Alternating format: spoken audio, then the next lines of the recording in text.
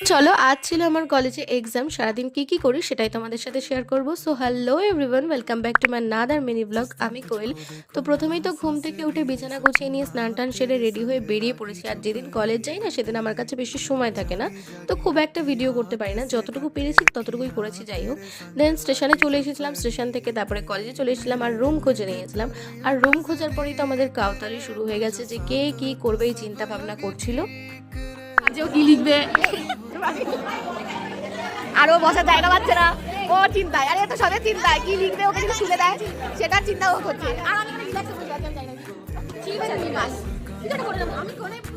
দেখতেই তো পেলে সবাই চিন্তা নিয়ে এক্সামটা দিয়ে দিয়েছে। আলটিমেটলি এক্সাম শেষ করে আমরা বাইরে বেরিয়ে গেছি। আর বাইরে বেরিয়ে তো আমাদের গেলন শুরু হয়ে গেছে।